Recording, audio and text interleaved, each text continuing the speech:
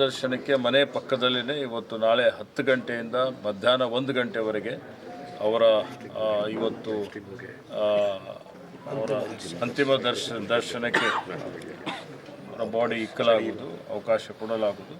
ಅಲ್ಲಿಂದ 1 ಗಂಟೆಗೆ ಹೊರಟು ಪಾರ್ಥಿವ ಶರೀರವನ್ನು 1 ಗಂಟೆಯಿಂದ ಒಂದು ಮೆರವಣಿಗೆ ಮುಖಾಂತರ ನಮ್ಮ ಶಾಂತಿಧಾಮಕ್ಕೆ ತೆಗೆದುಕೊಂಡು ಹೋಗಿ 4 ಗಂಟೆ ವಿಧಿವಿಧಾನ ಪ್ರಾರಂಭ ಮಾಡಿ 5 ಗಂಟೆ ಒಳಗಾಗಿ 5 ಗಂಟೆಗೆ ಅಂತ್ಯಕ್ರಿಯೆ ಆಗುತ್ತೆ.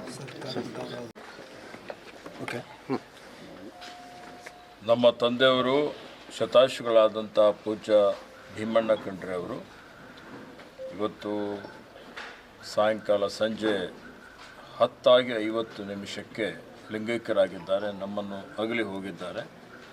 15 ದಿವಸಗಳಿಂದ ಅವರು ಅನಾರೋಗ್ಯದಿಂದ ಬಳಲ್ತಾ ಇದ್ದರು. ಇವತ್ತು ಅವರ ಆರೋಗ್ಯದಲ್ಲಿ ಚೇತರಿಕೆ ಕಾಣಿಸ್ಕೊಳ್ತಾ ಇತ್ತು. ಅವರು ಮತ್ತೆ ಚೇತರಿಸ್ಕೊಳ್ತಾರೆ, ನಮ್ಮ ಮಧ್ಯದಲ್ಲಿ ಇರ್ತಾರೆ ಅನ್ನುವಂಥದ್ದು ನಮ್ಮೆಲ್ಲರಿಗೆ ಒಂಥರ ವಿಶ್ವಾಸ ಇತ್ತು. 102 ವರ್ಷಗಳ ಸಾರ್ಥಕ ಬದುಕನ್ನು ಅವರು ಬದುಕಿದ್ದಾರೆ. ಅವರು ಅನಾರೋಗ್ಯ ಇದ್ದಂಥ ಸಂದರ್ಭದಲ್ಲಿ ಸಾವಿರಾರು ಜನ ಇವತ್ತು ಅವರಿಗಾಗಿ ಪ್ರಾರ್ಥನೆ ಮಾಡಿದ್ದಾರೆ, ಅವರಿಗಾಗಿ ಪೂಜೆ ಸಲ್ಲಿಸಿದ್ದಾರೆ. ಸುಮಾರು ಎಲ್ಲ ಭೀಮಣ್ಣ ಖಂಡ್ರೆ ಅವರಿಗೆ ಜಯವಾಗಲಿ ಅಂತ ಅವರು ಜಯಘೋಷ, ನಮ್ಮ ಗುರುಗಳು ಸ್ವತಃ ಗುರುಗಳು ಎದ್ದು ನಿಂತು ಅವ್ರು ಜಯಘೋಷ ಹಾಕ್ತಿದ್ರು. ನಾವೆಲ್ಲ ಕಣ್ಣಾರೆ ಕಂಡಿದ್ವಿ, ನೋಡಿದ್ವಿ. ಮಠಕ್ಕೂ ಕೂಡ ಇವತ್ತು ಅಪಾರ ನಷ್ಟ ಆಗಿದೆ. ಹೌದೌದು, ಎಲ್ಲ ಮಠಕ್ಕೂ ಆಗಿದೆ, ನಾಡಿಗೂ ಆಗಿದೆ, ಧರ್ಮಕ್ಕೂ ಆಗಿದೆ. ಎಲ್ಲ ರಂಗದಲ್ಲಿ ಅವರಿಗೆ ನಮ್ಗೆ ಅಪಾರ ನಷ್ಟ, ಸಮಾಜಕ್ಕೂ ನಷ್ಟ ಆಗಿದೆ. ಅಂಥ ನಷ್ಟ ಆಗಿದೆ. ಅದು ನಮ್ಮ ನಾಡಿಗೆ ನಾಡೇ ದುಃಖ ಸಂತಾಪದಲ್ಲಿ ಇದೆ. ಆದ್ದರಿಂದ ಅಂಥ ಖಂಡ್ರೆಯವರ ಆತ್ಮಕ್ಕೆ ಶಾಂತಿ ಸಿಗಲಿ ಅಂತ ನಾನು ಪ್ರಾರ್ಥಿಸ್ತಾ ಇದ್ದೀನಿ.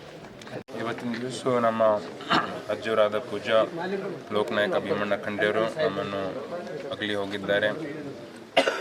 ನಮ್ಮ ಪರಿವಾರ ಅಷ್ಟೇ ಅಲ್ಲ, ಇಡೀ ನಮ್ಮ ಭಾಲ್ಕಿ ತಾಲೂಕು ಇರ್ಬೋದು, ನಮ್ಮ ಬೀದರ್ ಜಿಲ್ಲೆ, ಇಡೀ ರಾಜ್ಯದ ಜನತೆ, ಭಾಳಷ್ಟು ಜನ ಇವತ್ತಿನ ದಿವಸ ಈ 3 ದಿನಗಳಲ್ಲಿ ಬಂದು ಅವರನ್ನು ಅವರು